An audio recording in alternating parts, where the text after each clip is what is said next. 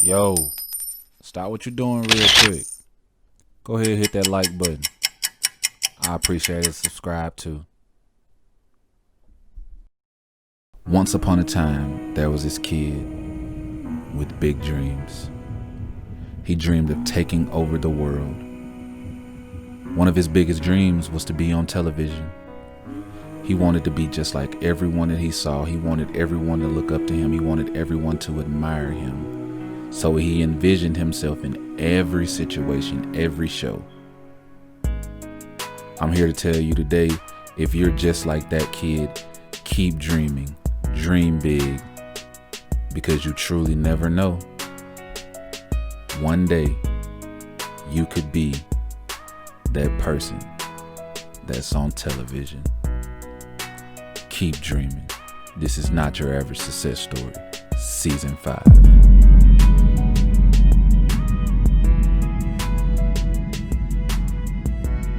There were so many times I didn't have a dime. I couldn't tell nobody but the Lord.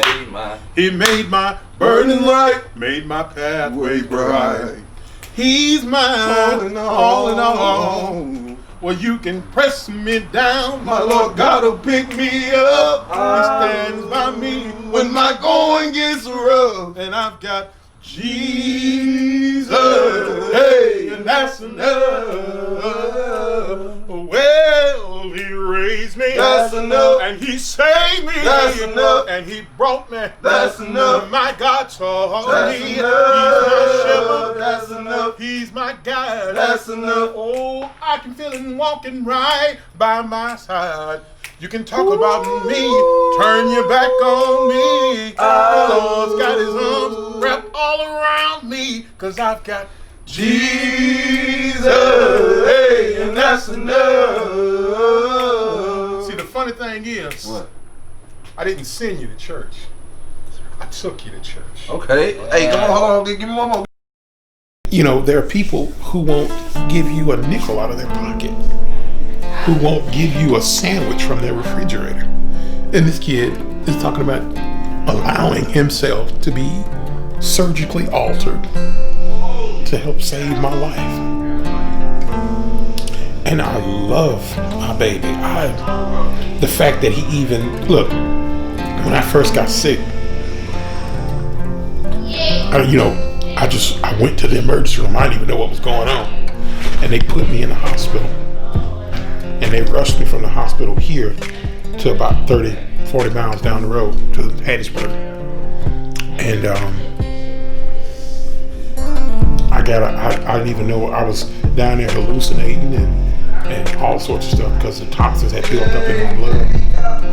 I was told when he called the hospital within the first day to tell them, take mine. I'll give mine to my daddy. And I'm like, and I didn't know that he did that.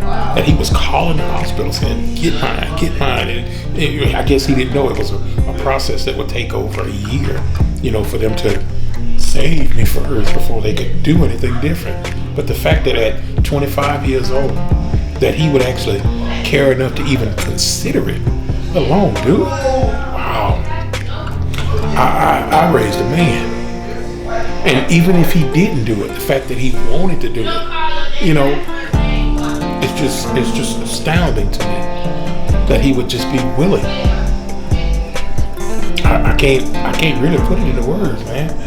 I mean, he just told me that, and I heard it, and I'm just, like I said, when y'all leave, I'm just gonna have my moment. I'm gonna have my moment.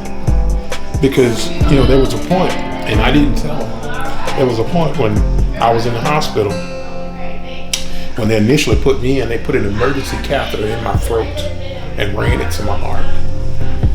They put a catheter in my chest and ran it to my heart. They had IVs here and here, here and here. And these emergency catheters to dialyze me, I was to have for at least 8 months before they did this surgery. And I was so messed up that within a couple of days of doing this, he went ahead and did this because he said I was dying. My surgeon said we just went ahead and got it out of the way. So I woke up one morning. My arm was 4 times its normal size. I had 2 needles in this arm, 2 needles in this arm, this thing hanging out my chest, and a big old tube and a pressure dresser hanging out my neck. And I laid in that bed and I said, Lord, I said, just let me die. Just let me die. I will peacefully go in my sleep. Well, as you can see, if his will was to let me make it, I came back home and I couldn't walk. I couldn't bathe myself. Oh, wow. Couldn't nothing. Just by the grace of God, I'm still here and we're getting stronger. What are you doing? What are you doing? I'm just laughing. What made you put on my hat? Yeah, it's on back.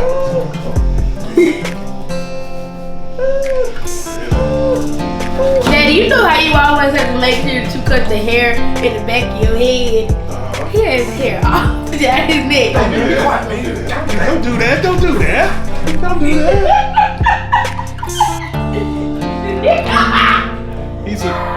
He's a young one. He don't know no better. He a young buck. He don't know to check all that.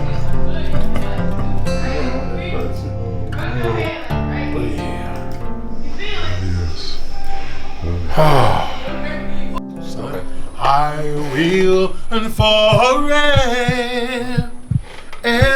lift mine eyes to Calvary to see the cross where Jesus died for me. How marvelous! Oh, he used to hit that. The grace that caught my falling soul. He looked beyond all of my faults, all of my wrong, and he saw my needs. Okay, now sing another. What? Boy, you done slammed her down. I'm trying to tell you. Babies can't even lay their head on that no Oh, more. they still can. Just the grown ones. Well, dialysis, my kidneys have failed. Your kidneys filter the liquids that you drink and liquids from the food and allow you to pass it. And it takes all the toxins and poisons out. Because there's toxins and poison in everything that you eat and drink. Because my kidneys have failed. Not only are they not straining, they're not expelling. So when I drink a 20-ounce cup of soda, that's good news. I go back to treatment. If I drink a 30-ounce of soda, that's with me. If I drink 20 pounds worth of water, liquids, that's with me. So that's why I have to control how much I drink and try not to, I'm only allowed to drink 32 ounces a day. You understand what that is? That's 4 bottles of water. That's between what I drink and eat. I can't have any more. Now, you gotta remember, this is me. You can sit up and chug a whole gallon of water. Yeah, not no more. Not no more. So when I go out there, when they hook me up, it's in my, whatever liquids I drunk are in my blood.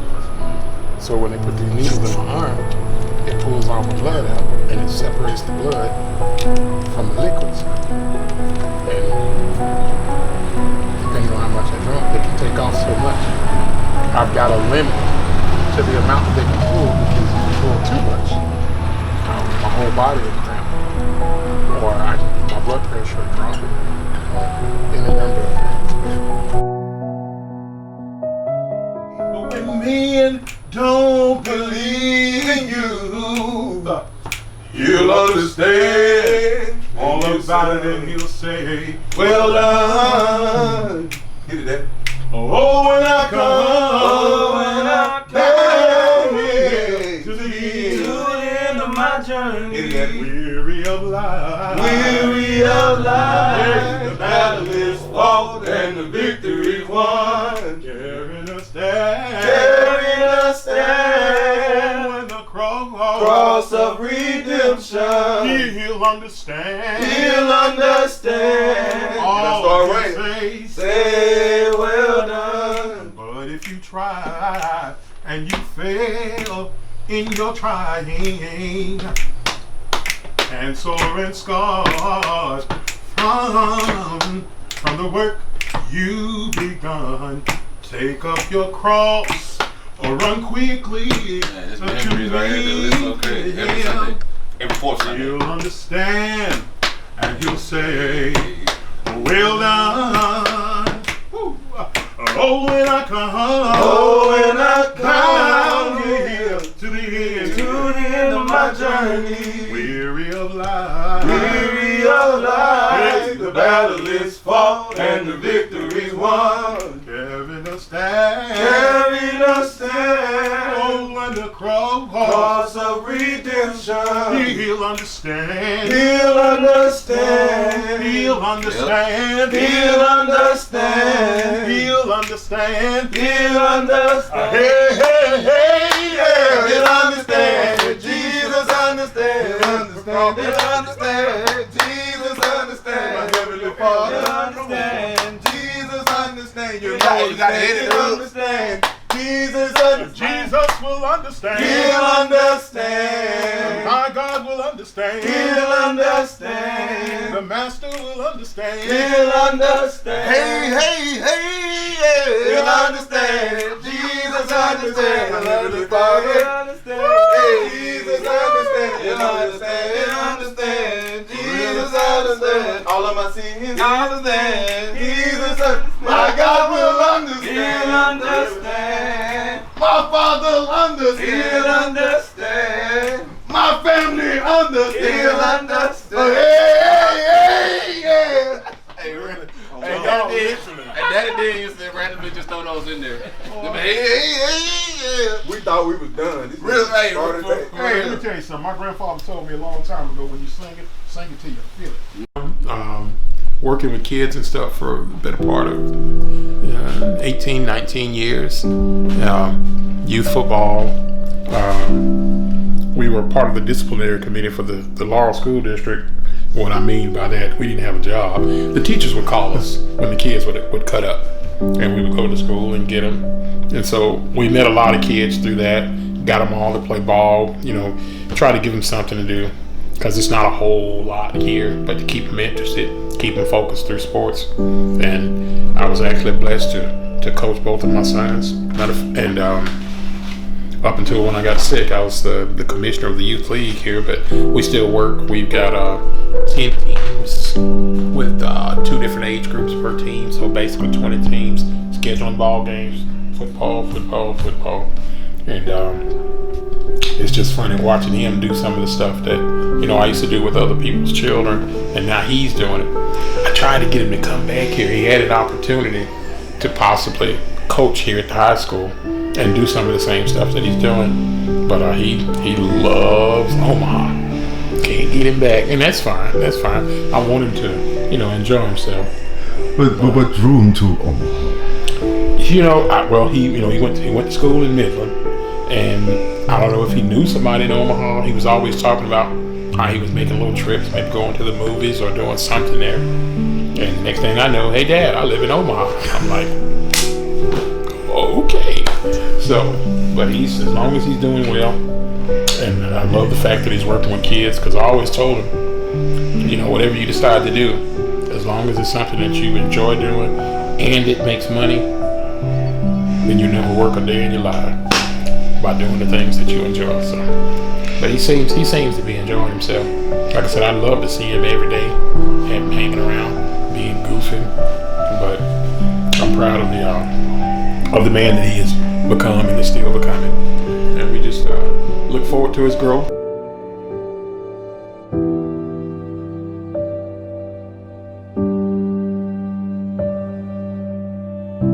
Hey, where you going? Don't forget to hit that subscribe button. Appreciate you.